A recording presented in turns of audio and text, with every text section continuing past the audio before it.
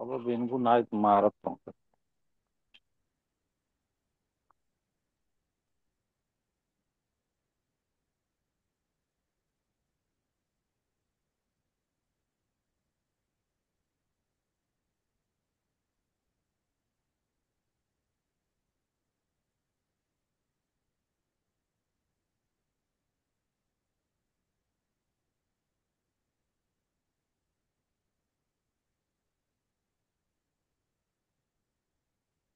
Start करें class. हाँ sir.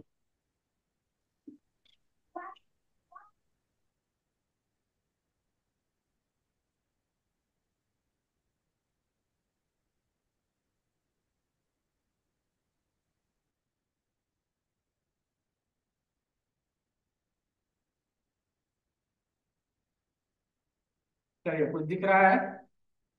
PDF दिख रहा है?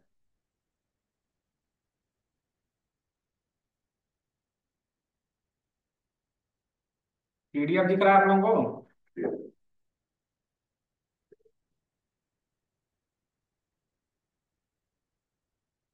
हेलो।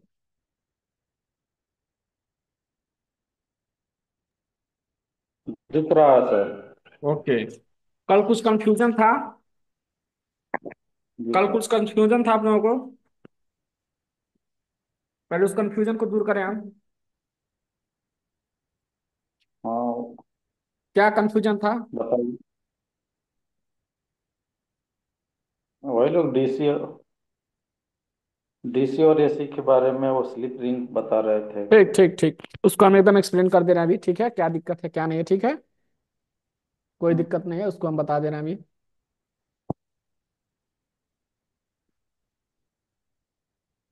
चलिए देखिए, फिर से समझिए, बीच में आप लोग बोलेंगे नहीं जब तक हम पूरा बता नहीं देंगे। ठीक है ना? फिर हम आप ठीक लोगों से सर। पूछेंगे कि अब समझ में आया कि नहीं, तब बताएंगे। और सबको बोल दीजिए ज्वाइन करें जो लोग फ्री हैं। आज बता दे रहे हैं, फिर नहीं बताएंगे, क्योंकि यहीं अटके रहेंगे तो आगे की चीजें कैसे पढ़ाएंगे बताइए।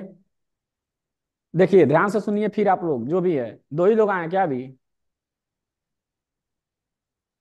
बहुत कम पता लोग नहीं ज्वाइन हो सर। पाते हैं यार, यही दिक्कत है। जैसे ड्यूटी का समय इस समय रहता है ना सर। दो लोग ज्वाइन करेंगे, बताइए क्या पढ़ाएंगे हम।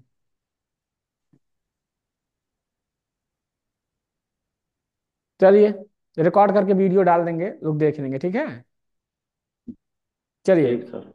तो कंफ्यूजन ये है बच्चों को कि थोड़ा सा मशीन के बारे में देख लें, बना लें एक बार।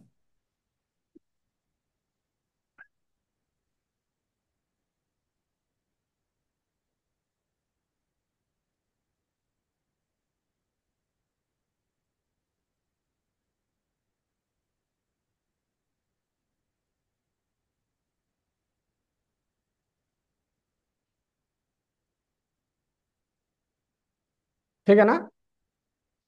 तो हम्म, कंफ्यूजन ये है, देखिए, अब ध्यान से सुनिए। हमने कहा था कि जो फैराडे का नियम है, सबसे पहले फैराडे का नियम समझना चाहिए।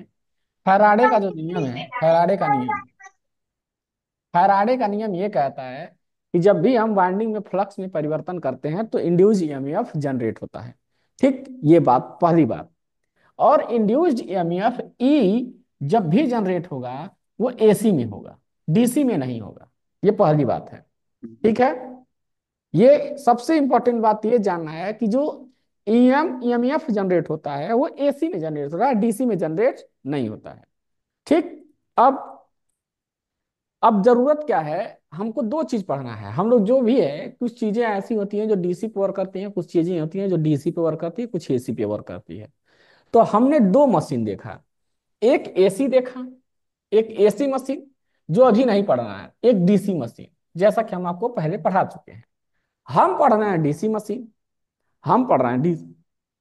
जनरेटर का काम ही होता है बिजली उत्पन्न करना। जब टरबाइन वरबाइन आप लोग को पुराण पढ़ाया जाएगा तो बताया जाएगा कि कैसे वहां से पानी गिरता है, हाइड्रो पावर प्लांट से पानी टरबाइन पे गिरता है, टरबाइन क्या करता है, फ्लक्स को काटता है, फील्ड दो लगा रहता है, यहाँ से जनरेटर लगा रहता है, टरबाइन के शाफ्ट से जनरेटर का शाफ्ट कनेक्ट रहता है, जनरेटर का आर्मेचर घूमने लगता है, तो आर्मेचर घूमने की वजह से वहां पे क्या होता है, फैराडे के नियम के अनुसार इंड्यूस ईएमएफ जनरेट होता है। अब बात यह है कि हम पढ़ रहे हैं डीसी, तो सबसे पहले यह समझ लेना चाहिए कि एसी जहां भी उत्पादन होगा वो एसी का होगा, डीसी का उत्पादन नहीं होता है। It is clear. हम्म। ये बात एकदम हाँ जी। क्लियर कर लीजिए कि एसी का उत्पादन होता है, डीसी का उत्पादन नहीं होता है।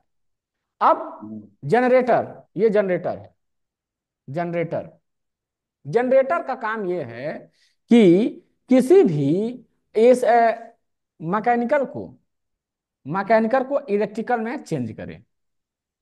इलेक्ट्रिकल को चेंज करें। अब हम इसका प्रिंसिपल ये है कि जब प्राइम मूवर से इसको घुमाते हैं तो ये जब घूमने लगता है, आर्मेचर घूमता है, और आर्मेचर जब घूमेगा तो इसको काटेगा, ये जो फ्लक्स है इसको काटेगा, फ्लक्स को ऐसे काटेगा। आप फ्लक्स को जब काटेगा तो फ्लक्स फैराडे के नियम के अनुसार यहाँ एक इंड्यूस्ड ईएमएफ जनरेट होगा। और अभी हम बताए हैं कि इंड्यूस्ड ईएमएफ जहां भी जनरेट होगा वो एसी होगा। तो जब ये एसी है तो ये डीसी मोटर या डीसी जनरेटर कैसे होगा? ये डीसी जनरेटर हुआ ही नहीं, ये तो एसी जनरेटर हो गया। हम्म। तो डीसी हाँ। जनरेटर क्यों कहते हैं? डीसी जनरेटर क्या करते हैं, ये आर्मेचर के बगल में एक कम्यूटेटर लगा होता है, जैसे ये आपका मोटर है, जनरेटर है, जनरेटर के ये सफेद वाला हिस्सा क्या है, आर्मेचर है। हम्म। ये जो ब्लू वाला हिस्सा है, ये वाला हिस्सा, ये कम्यूटेटर है। ये जो जिससे आप लिख रहे हैं ये शाफ्ट है, और इसी के ऊपर ऐसे ऐसे ब्रश लगा रहेगा। ये इतनी बातें हैं, इतनी बातें आपको समझनी होंगी। ठीक। तो अब क्या है, यहां पे इसके आर्मेचर में एसी जनरेट हो चुका है, हमको डीसी करंट चाहिए। अब जरूरी नहीं है, हमको डीसी चाहिए तो हम क्या करेंगे, कम्यूटेटर लगा देंगे। कम्यूटेटर क्या करेगा, इस एसी करंट को डीसी में चेंज करके ब्रश के माध्यम से हमको भेज देगा। बस इतनी सी बात है। जब एसी पढ़ेंगे तो ये डीसी का काम होगा, ये डीसी जनरेटर हुआ, डीसी जनरेटर। अच्छा ठीक है, तो स्लिप रिंग क्या है? अब यही कम्यूटेटर हटा दे, सपोज कीजिए सेम काम किए हम, यहाँ पे एसी जनरेट किए, सब कुछ सेम था, हमको जरूरत पड़ गई डी एसी करंट की, तो हम ये जो कम्यूटेटर लगाए थे ये कम्यूटेटर हटा देंगे और यहाँ स्लिप रिंग लगा देंगे। स्लिप रिंग क्या करेगा, जो जैसा करंट था जनरेट हुआ था उसी को वैसे बाहर भेज देगा। यही है एसी और डीसी। कम्यूटेटर क्या कर रहा है, पहले ही बता दिया गया कि कम्यूटेटर एक ऐसा डिवाइस है जो एसी करंट के, जो एसी करंट को डीसी में चेंज करता है। साफ साफ बोल दिया गया कि कम्यूटेटर एसी करंट को डीसी में चेंज करता है। और स्लिप रिंग क्या करता है, स्लिप रिंग क्या करता है, एसी को ही बाहर भेज देता है। तो बताइए क्या कंफ्यूजन है इसमें? हमको एसी चाहिए था तो हम स्लिप रिंग लगाएंगे, अब कहेंगे एसी जनरेटर। हमको डीसी चाहिए था तो हम कम्यूटेटर लगाएंगे, कहेंगे डीसी जनरेटर। क्या दिक्कत है भाई बताइए अब बताइए क्या दिक्कत है? कोई दिक्कत नहीं। अब जो कल बता रहे थे, किसी को दिक्कत है अभी? नहीं। पक्का? लाइट वो रहने दीजिए, नीचे ही है। हाँ? ऊपर रहता समझ में आता। हाँ, क्या हुआ? दिक्कत हो तो अभी बता दें, फिर से बताएं। नहीं, कोई दिक्कत नहीं सर। नहीं है ना, चलिए ठीक है। तो हमने ये बातें बता दिया, अब हम आगे बढ़ते हैं, ठीक है ना? अब हम आगे बढ़ते हैं।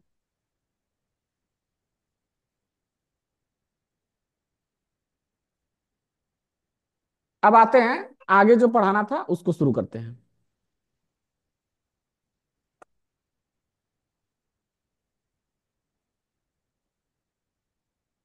ये सारी चीजें हो गई थी। हम्म।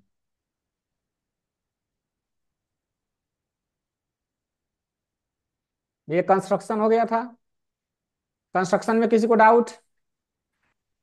आई होप कि डाउट नहीं होगा। पढ़ाई वढ़ाई हो रही है कि नहीं, नोट से पढ़ाई कर रहे हैं कि नहीं, ये बताइए। हो रही है। हाँ। हो रहा है सर। हाँ, नोट हो से रहा है। पढ़ाई, नोट से पढ़ाई कीजिए। यहाँ वीडियो वीडियो देखा जा रहा है, आज दो एक दिन में अपलोड हो जाएगा, ऐसा नहीं है।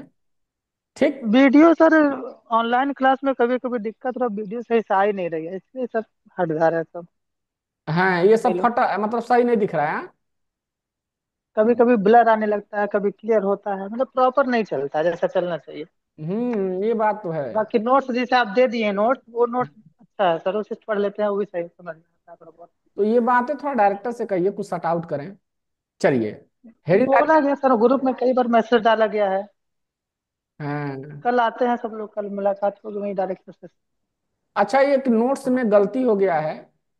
ये ट्रांसफार्मर का जी। इक्वेशन है, इसको आप लोग डिलीट कर काट देंगे, ये बाद में पढ़ना था। ये ट्रांसफार्मर का इक्वेशन है, ठीक है सर। इसको बाद में पढ़ना है, इसको हम पहले भेज दिए हैं। ये गलती हुआ कोई है। बात नहीं सर, भेज दिए सर, हम लोग नोट्स कम से कम पास रहेगा, बाद में पढ़ा दीजिएगा। ये वाला, ये वाला देखिए, लिखा हुआ है ट्रांसफार्मर के विद्युत वाहक बल का समीकरण, ये आपको नहीं पढ़ना है, ये बाद में पढ़ना है। ये गलती हुई है हमसे, थोड़ा मॉडिफिकेशन के चक्कर में हमें ध्यान नहीं आया है, भेज दिए हैं। इसको देख लीजिएगा, ठीक है। आपको ठीक सर पढ़ना है ठीक। ट्रांसफार्मर का इक्वेशन, नहीं पढ़ना है आपको, पढ़ना है मशीन का इक्वेशन, अच्छा। जो बाय मिस्टेक हो गया है।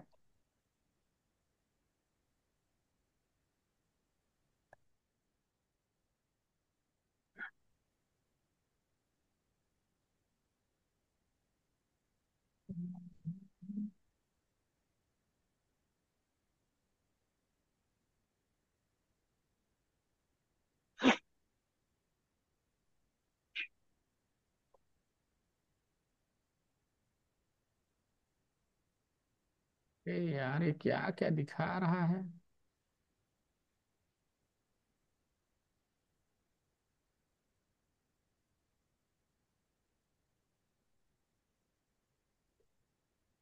ये हेडिंग डाल दीजिए। हम्म। हेडिंग है डीसी जनरेटर के ईएमएफ के समीकरण का व्युत्पन्न, मतलब डीसी जनरेटर के लिए समीकरण या डीसी मशीन के लिए समीकरण, ईएमएफ इक्वेशन। हेडिंग डालिए।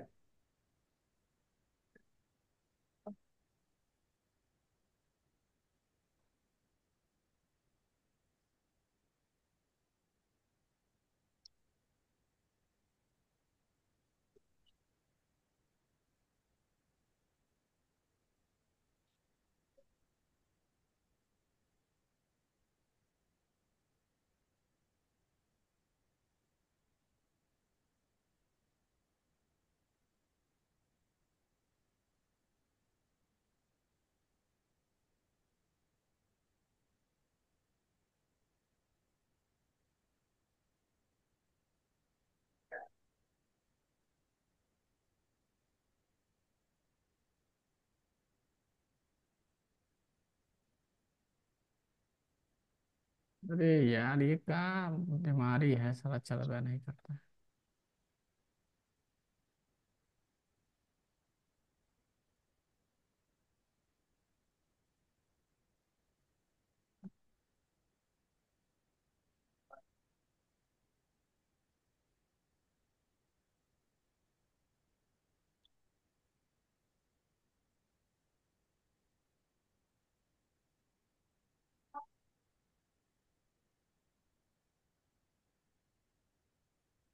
एक सेकंड रुक जाइए भाई, चल नहीं रहा है ये। दिक्कत तो हो रही है, हमको भी दिक्कत हो रही है।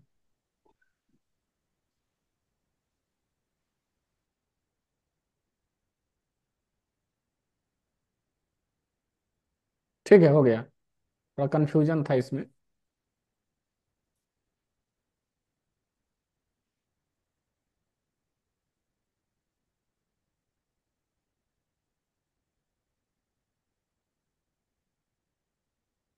ठीक है, देखिए। तो हम पढ़ेंगे डीसी जनरेटर के ईएमएफ इक्वेशन, या इसको कह सकते हैं हम सीधे सीधे मशीन, डीसी मशीन का ईएमएफ इक्वेशन। क्या कह सकते हैं इसको, दो चीजें कह सकते हैं। डीसी मशीन का इक्वेशन, इक्वेशन। अब डीसी मशीन में दो मशीन होता है, motor and generator, motor and generator, दो चीज होता है। इसलिए इसी इक्वेशन को ये भी कह सकते हैं मोटर का इक्वेशन, मोटर का ईएमएफ इक्वेशन, मोटर का ईएमएफ इक्वेशन, या इसी को कह सकते हैं जनरेटर का ईएमएफ इक्वेशन, ईएमएफ इक्वेशन, दोनों चीज कह सकते हैं। या तो इसको हम कह सकते हैं डीसी मशीन का इक्वेशन, या तो हम इसको कह सकते हैं मोटर का इक्वेशन, या तो हम कह सकते हैं जनरेटर का ईएमएफ इक्वेशन। कोई डाउट? अब देखिए इसको ध्यान से, इसको लिख लीजिए most most important, very most important है ये क्वेश्चन आएगा। मोटर का या जनरेटर का या डीसी मशीन का इक्वेशन या ट्रांसफार्मर का इक्वेशन, इन दो में से एक आना फिक्स है। कोई न कोई इक्वेशन आता है हर साल, या टार्क इक्वेशन। तीन इक्वेशन आपको पढ़ना है। एक जो डीसी मशीन का ईएमएफ इक्वेशन है, दूसरा टार्क इक्वेशन, मतलब डीसी मशीन में टार्क कैसे काम कर रहा है, और तीसरा ये ट्रांसफार्मर का इक्वेशन। इन तीनों इक्वेशन में से एक इक्वेशन मशीन सेमेस्टर एग्जाम में पूछा जाता है। तो अभी हम पहला इक्वेशन पढ़ाने जा रहे हैं, फिर इसके बाद हम टार्क इक्वेशन पढ़ाएंगे। ट्रांसफार्मर का इक्वेशन तब पढ़ाएंगे जब ट्रांसफार्मर चलेगा। तो ये हेडिंग डाल लीजिए और इसको स्टार्ट कीजिए। डीसी जनरेटर के ईएमएफ के समीकरण का व्युत्पन्न, यानी कि डीसी जनरेटर का ईएमएफ इक्वेशन, डीसी जनरेटर का ईएमएफ इक्वेशन। देखिए ये आर्मेचर है, आर्मेचर है, ये स्लॉट है, ये जो बनाए ये स्लॉट है, आर्मेचर और स्लॉट हो गया। इसमें देखिए आर्मेचर के एन चक्रों में आर्मेचर वाइंडिंग के प्रत्येक चालक द्वारा काटने वाला फ्लक्स क्या है?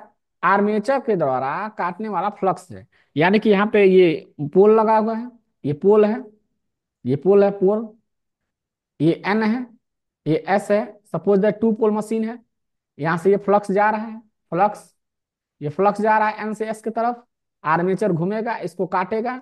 वही कह रहा है आर्मेचर के एन चक्करों में आर्मेचर वाइंडिंग के प्रत्येक चालक द्वारा काटने वाला फ्लक्स फाई है। तो अब अगर ये मान लीजिए कि यहाँ पे फाई है, तो एक पोल से, एक पोल कितना है, टोटल नंबर ऑफ पोल कितना है, P, total number of pole P है। अब एक चक्कर की बात हो रही थी, तो कई चक्कर चल रहा होगा ना, ये एक ही चक्कर तो चलेगा नहीं। तो कई चक्कर चल रहा है, इसीलिए यन, यन क्या नंबर, चक्करों की संख्या। इसमें लगाया गया आर्मेचर के एन चक्करों में लगने वाला कुल समय।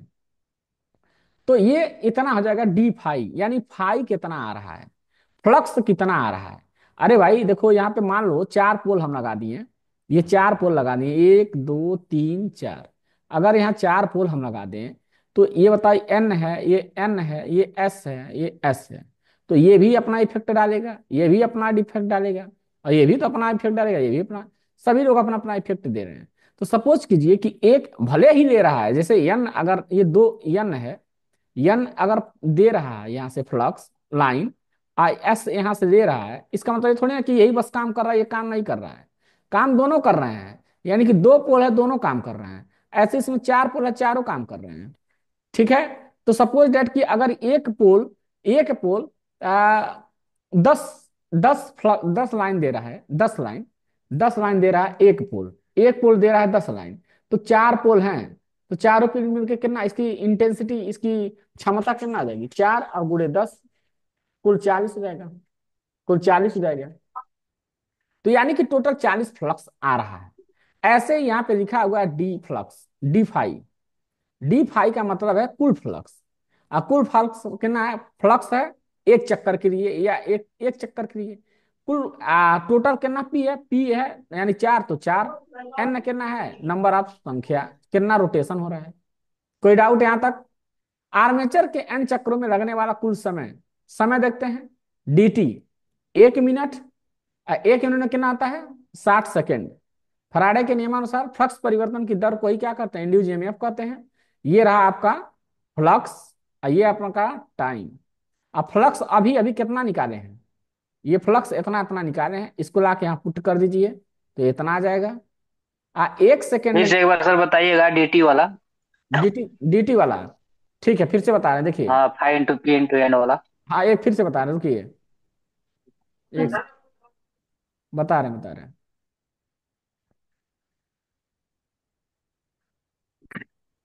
वैसे डी आर्मेचर को बोलते हैं क्या? क्या चीज? नहीं नहीं डी नहीं, आर्मेचर आर्मेचर नहीं, होता है क्या? एक सेकेंड एक सेकेंड रुक जाइए। आर्मेचर को कभी, एन को कभी आर्मेचर नहीं बोलते हैं। जैसे डी, डी जब फाई भी, मतलब फ्लक्स हो गया, पी हाँ पोल हो गया। एक सेकेंड, डी जब भी दिखे, डी का मतलब होता है जब भी डी लगाया जाए तो समझ जाइएगा कि ये डिफरेंस को दिखा रहा है, ये परिवर्तन दिखा रहा है। जैसे डी फाई, डी फाई का मतलब ये हुआ कि मान लीजिए कि 2 बजे हम मशीन चलाएं, उस समय फ्लक्स को काउंट किए, फ्लक्स को काउंट किए 10 वेबर। आज 2 बज के 2 मिनट पे जब चलाएं तो फ्लक्स को काउंट किए 20 वेबर। तो कुल फ्लक्स कितना था? तो इसी को कहते हैं डी फाई, यानी phi two minus phi one. तो डी बस डिफरेंस दिखाता है, परिवर्तन ठीक दिखाता है, है। ओके। समझ गए डी क्या है? डी जी सर केवल जी। परिवर्तन दिखा रहा है कि इस समय इतना परिवर्तन था, इस समय इतना परिवर्तन हो गया, इस समय इतना था, इस समय इतना हो गया, ये बता रहा है। अब देखिए, यहां पे कहा गया आर्मेचर के एन चक्करों में, एन चक्करों में आर्मेचर वाइंडिंग के प्रत्येक चालक द्वारा काटने वाला फ्लक्स कितना है? फ्लक्स है प्रत्येक चक्कर में, फाई है। फ्लाई है, यानी एक चक्कर जब लगाया है तो कितना लगा है? फाई। अच्छा ये बताइए, एक का चक्कर घूमेगा, एक का चक्कर घूमेगा, वो तो कई चक्कर घूमेगा ना। जैसे अगर हमको ऐसे सोचना रहे, हमको मान लीजिए 10 लोगों को पार्टी देना है, 10 लोगों को पार्टी देना है, तो एक के मान लीजिए एक लोगों पे हमारा खर्चा आ रहा है, तो पहले हम एक लोगों का खर्चा निकालेंगे कि एक लोगों का कितना खर्च आएगा। 10 रुपया पानी पिलाने में, 10 रुपया चाय पिलाने में, 150 रुपया खाना खिलाने में, कुल 170 रुपया लग रहा है एक पर्सन पे। एक पर्सन पे 170 रुपया लग रहा है, तो कुल कितने पर्सन है? 10 पर्सन है। तो हमने क्या किया, 10 से मल्टीप्लाई कर दिया, तो कुल हमारा निकल के आ जाएगा। अगर 170 रुपया लग रहा है, 10 से मल्टीप्लाई करेंगे तो हमको 1700 रुपया चाहिए इन 10 लोगों को पार्टी देने में। ऐसे ही अगर एक चक्कर में फ्लक्स लग रहा है काटने के लिए, तो कुल इंटेंसिटी क्या होगी एक चक्कर में? इंटेंसिटी क्या होगी? इंटेंसिटी जितना पोल है, पोल 1 है, पोल 2 है, पोल 3 है, पोल 3 है, जितने पोल हैं, नंबर ऑफ पोल, तो पी और फाई मिला देंगे तो एक चक्कर में कितना फ्लक्स काटा या कितना फ्लक्स है ये निकल गया। अब मशीन एक चक्कर तो चलेगी नहीं, बीसनों चक्कर चलेगी, हजारों चक्कर चलेगी, उसी को हम यन कहते हैं, नंबर ऑफ चक्कर। तो यन से मल्टीप्लाई कर देंगे तो ये टोटल निकल के आ जाएगा। उसी को हम दिखा रहे हैं डी फाई, परिवर्तन, यानी टोटल परिवर्तन इतना आ रहा है उस मशीन में, इस मशीन में टोटल परिवर्तन इतना आ रहा है। अभी भी किसी को डाउट? अभी भी किसी को डाउट? ठीक है सर। ठीक। तो अब देखिए, ईएमएफ कहता है, फैराडे का नियम कहता है कि भैया जब भी कहीं परिवर्तन होता है फ्लक्स में, तो फ्लक्स परिवर्तन का दर, दर का मतलब होता है टाइम, डी का मतलब होता है परिवर्तन, फ्लक्स परिवर्तन का दर ही है ईएमएफ या फैराडे का नियम। इसीलिए बोला था फैराडे का नियम बहुत ज्यादा इंपॉर्टेंट है, यही रीजन था।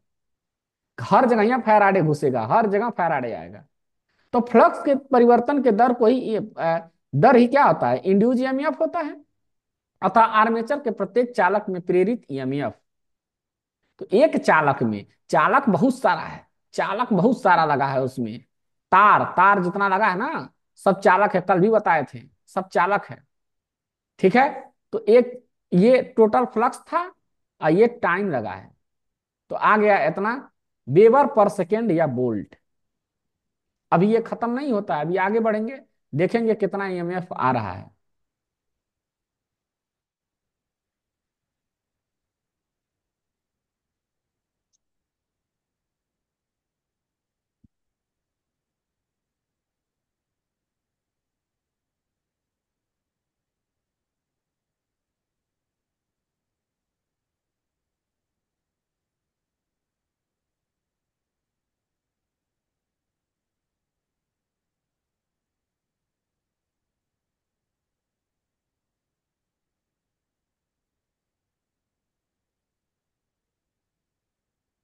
ओके, तो हमने इतना निकाल लिया था। अब हम देखेंगे आर्मेचर के प्रत्येक समांतर पथ में चालक की संख्या। आर्मेचर जो है इस तरह से रहता है, और ये क्या है? ये है उसका स्लॉट, ये उसका स्लॉट है, ये उसका स्लॉट है, ये स्लॉट है। तो आर्मेचर के चालक की संख्या, इसलिए आर्मेचर के प्रत्येक समांतर पथ का ईएमएफ मशीन में प्लस और माइनस भी ब्रश के क्रॉस ईएमएफ। देखिए ऐसे समझिए, कुल चालक कितना है, जेड, जितना तार लगा है, मान लीजिए यहां से यहां तक लगाए हैं, फिर यहां से यहां तक लगा के यहां ले गए हैं, फिर यहां से यहां ले गए हैं, फिर यहां ले गए हैं, यहां से यहां गए, फिर यहां आए, तो कुल ये चालक हो गया। तो सपोज कीजिए चालक कितना हो गया, जेड। ये क्या है, पाथ। पाथ मतलब कितना पैरेलल पाथ है। अब वो जब आप मशीन देखेंगे अपने फिजिकली, तो आपको समझ में आएगा कि ये पैरेलल पाथ क्या है। ऐसे देखिएगा, खांचा बना रहता है, खांचा, और खांचा में ऐसे तिरछा तिरछा रहता है, ऐसे तिरछा तिरछा बाइंडिंग रहता है, देखा है कोई, तिरछा रहता है। जी सर। तो वही वही देखे हैं। वही पैरेलल पाथ है, वही पैरेलल पाथ है। तो ये कह रहा है कि प्रत्येक प्रत्येक मतलब एक पथ में कितना चालक होगा, चालक की संख्या। अच्छा ये बताइए, जब टोटल चालक जेड है, तो एक का निकालना है, मान लीजिए पैरेलल पाथ ए है, तो एक के लिए कितना निकालेंगे, तो जेड ए से मल्टीप्लाई कर देंगे।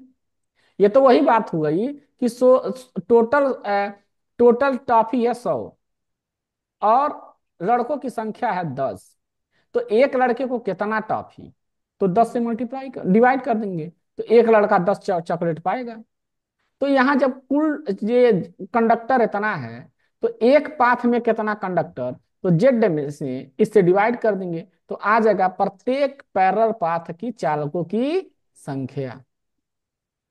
अब प्रत्येक पैरेलल पाथ में प्रत्येक चालक में ईएमएफ कितना जनरेट होगा, यानी इस एक पैरेलल पाथ में कितना जनरेट होगा।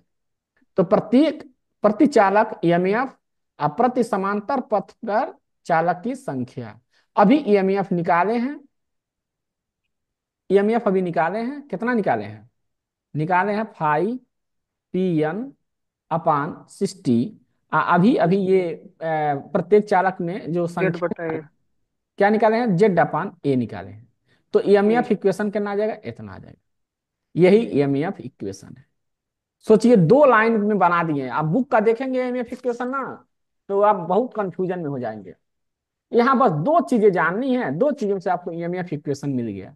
और भैया ये वेरी वेरी इंपॉर्टेंट क्वेश्चन है। अगर हार्ड बनाना रहेगा तो ईएमएफ इक्वेशन दे देगा, और हार्ड बनाना रहेगा तो इस पे क्वेश्चन दे देगा।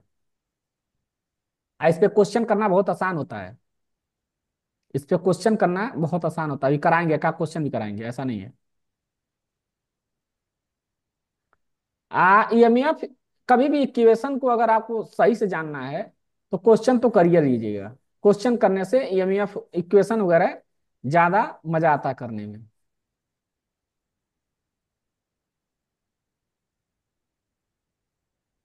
चलिए देखिए,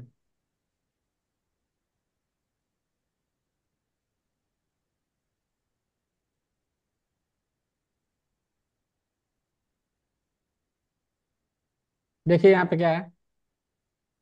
अब इस इक्वेशन में देखिए क्या क्या है। पी क्या है, स्टेटर पर पोल की संख्या है, पी क्या है, पोल की संख्या। और ये क्या है, फ्लक्स क्या है, चुंबकीय फ्लक्स प्रति पोल, एक पोल में कितना फ्लक्स है। एन क्या है, आर्मेचर की गति, नंबर मतलब कितना वो रोटेट कर रहा है, गति है उसकी।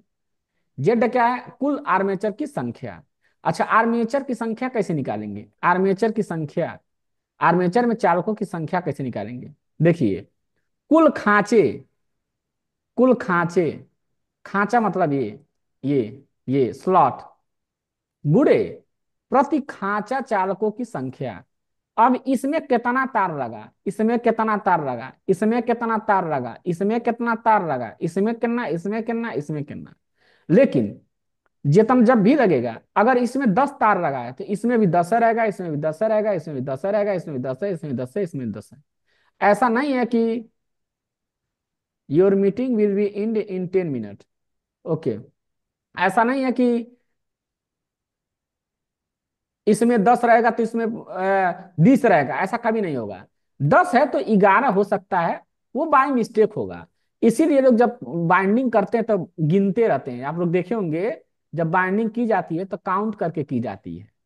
तो एक कोशिश किया जाता है सब इक्वल रहे। वो अलग बात है, ह्यूमन एरर है कि मान लीजिए 10 है तो इसमें 11 हो सकता है, तो उसको ये नहीं कहेंगे कि 11 है, डिफरेंट है, सब एक क्या रहेगा।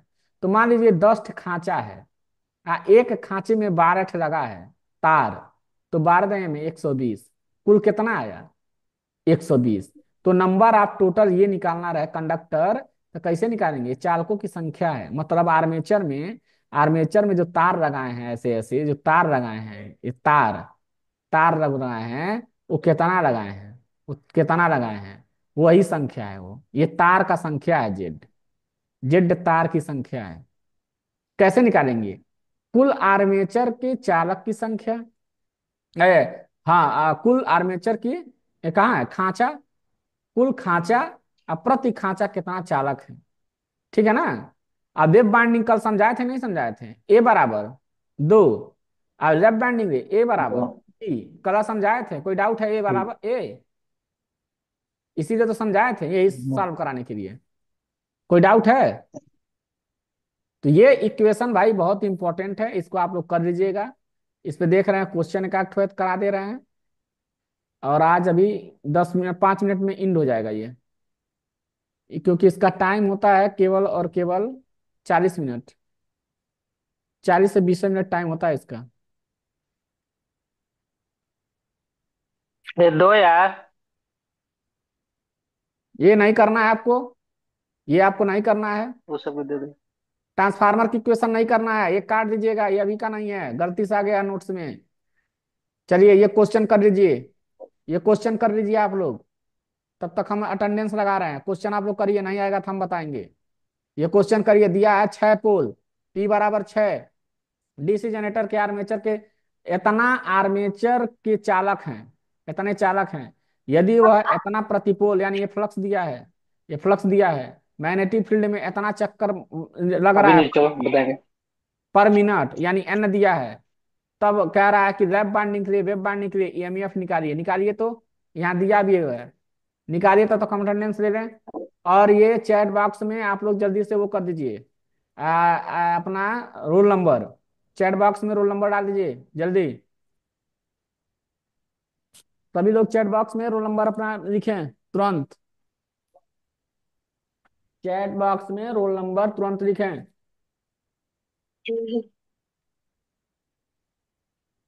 नहीं तो अटेंडेंस नहीं लगेगा, फिर हमारी गलती नहीं रहेगी। केवल 25 लिखे हैं दिनेश पांडे। हम तो कहते हैं अगर चैट बॉक्स में लिखने का मन नहीं है तो आप लोग अपने रोल नंबर, अपने नाम के आगे रोल नंबर लिख लिया कीजिए। 24 भी लिखा होगा, देख लीजिएगा। लिखा तो दिख तो नहीं, 24 रंजीत कुमार। हाँ चैट आ रहा है, चैट आ रहा है, 15 आ गया, 24 आ गया, 17 आ गया, चैट आ रहा है, 15, 15, 24, 17, 17, अरे 24, बाबू दे दे आता नहीं बा रंजीत कुमार, अरे रंजीत आवत नहीं जी। रहती हाँ हाँ 24 सर, 24। हाँ समझ रहे हैं, कोई दिक्कत नहीं है आपको किसी पॉइंट ए नहीं में। नहीं, ठीक है। ये रंजीत नहीं सर, और ठीक है। दिनेश ये लोग डेली क्लास कर रहे हैं, हाँ सर। जी सर। कोई दिक्कत हो तो बताइएगा मशीन में, ठीक है सर। ठीक है ना। ठीक सर, ठीक। ठीक ठीक है है, सर। चलिए अब आते हैं इक्वेशन पे, देखें इक्वेशन आप लोग कर पाए कि नहीं। अटेंडेंस हम लगा लिए, आते हैं इक्वेशन पे, देखते हैं कर पाए कि नहीं आप लोग।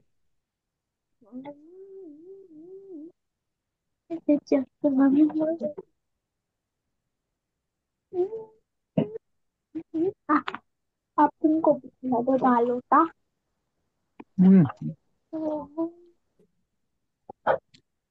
चलिए इक्वेशन किए हैं, इक्वेशन किए हैं आप लोग।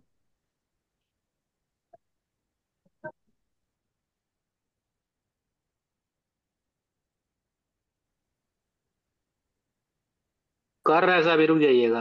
हाँ रुके रुके हैं, कीजिए कीजिए, देखें आता है। ये क्या है? पहला लेफ्ट वाइंडिंग निकालना है, दूसरा भी वाइंडिंग निकालना है ना। हाँ ठीक, हाँ ठीक।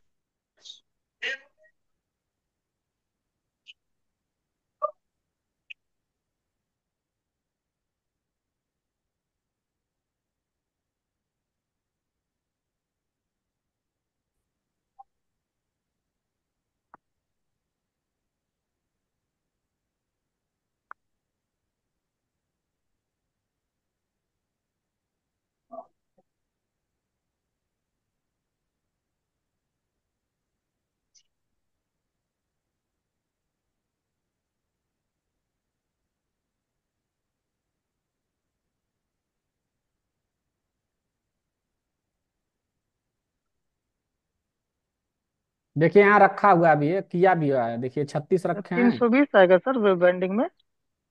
हाँ पहला वाला है। लेफ्ट बाइंडिंग में 120 तीन सौ वोल्ट। साठ लेफ्ट तीन बाइंडिंग सौ साठ 120 उसमें वोल्ट। आएगा वेब, वो नहीं वेब में। वेब बाइंडिंग तीन देख सौ रहे हैं। साठ 120 आएगा। हाँ 120 अरे आएगा वेब पहले वाले बाइंडिंग में में। लैब, जी। वेब में देखिए सर तीन वे सौ साठ बाइंडिंग आ में रहा कर है। देते हैं। हाँ वेब बाइंडिंग कीजिए। वेब बाइंडिंग तो हाँ, दिख कर रहे रहा है, हैं। हो सकता है आप लोग कॉपी कर लिए हो। ना सर, क्या भरोसा है भाई। वेब बाइंडिंग देखिए 360 आ रहा है। हाँ उसका देखिए कितना आ रहा है, 360।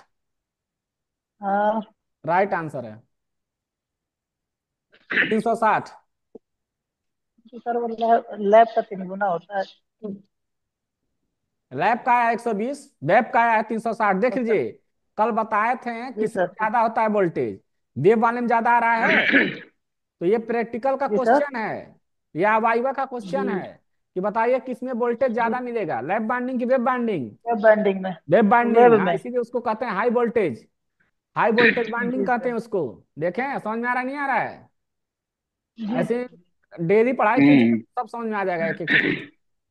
कोई डाउट है इसमें, क्वेश्चन में कोई डाउट? नहीं सर ठीक। Okay okay. तो कल हम पढ़ते हैं क्लासिफिकेशन। ओके। कल हम ठीक लोग क्या सर। पढ़ेंगे, क्लासिफिकेशन, ठीक है ना। Okay sir. हाँ क्लासिफिकेशन। ठीक है सर। थोड़ा बहुत आप लोग पढ़ के आइएगा, नोट्स दिए ही हैं, सब पढ़ के आइएगा। देखते हैं हम्म। कितना पढ़ के आते जी हैं, जी। तो मजा आएगा ना पढ़ाने में। ये वाला जी मत सर। पढ़िएगा आप लोग, ये पढ़ने की नीड नहीं है, कल मैं पढ़ाऊंगा शुरू से। ये जो इसमें थोड़ा सा है, ये नीड नहीं है आपको पढ़ने की, ठीक है। ये मत पढ़िएगा। ठीक। जो जो हम नोट्स में काट दे रहे हैं वो मत पढ़िएगा आप लोग। क्योंकि हम खुद पढ़ाएंगे ना, जब हम पढ़ाएंगे तो अपने तरीके से पढ़ाएंगे, ये कहीं कहीं नोट्स इधर उधर। जब भी हम नोट्स बनवाएंगे तो नोट्स में थोड़ा थोड़ा इधर उधर होता है, ऐसा नहीं है कि नोट्स जैसे पिछले साल पढ़ाए उसी तरह से रहेगा, ऐसा नहीं रहता है। जब भी पढ़ाएंगे थोड़ा बहुत सर इधर उधर रहता ठीक है है। नोट्स में मेरे। ठीक है ना। ठीक है। चलिए तब ठीक। आज का इतना ही रहेगा क्लास, ठीक है। क्योंकि जी। अभी ये 1 1.5 मिनट में खत्म हो जाएगा ये। तो अभी तक जितना पढ़े हैं कोई दिक्कत? चलिए किसी से क्वेश्चन पूछे बताएंगे। चलिए थोड़ा क्वेश्चन हो जाए। चलो, थोड़ा क्वेश्चन हो जाए, देखे कोई पढ़ उड़ रहे हैं कि नहीं लोग। 360। चलिए आप बताइए, राजकुमार, राजकुमार जी, राजकुमार जी सुन पा रहे हैं? ओके दिनेश पांडे जी आप ही बताइए। हेलो। पता नहीं कहाँ गए। चलिए बताइए कौन बताएगा, मोटर का प्रिंसिपल बताइए तो। मोटर का प्रिंसिपल। इलेक्ट्रिकल एनर्जी को मैकेनिकल एनर्जी में अरे वो ये करता है, प्रिंसिपल रूपांतरित है करता कि ये डिफिनेशन है? प्रिंसिपल बताओ, वर्किंग है। प्रिंसिपल। Working principle. हाँ प्रिंसिपल कैसे काम कर रहा है मोटर। Working hello. प्रिंसिपल ये है कि जैसे, हाँ हेलो, हाँ बताइए बताइए। फ्लेमिंग के बाय हस्त नियम मोटर पे का कार्य करता सिद्धांत। है। हाँ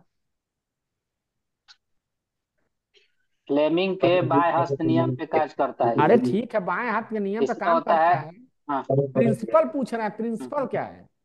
सर प्रिंसिपल बता रहे हैं। हाँ बताइए।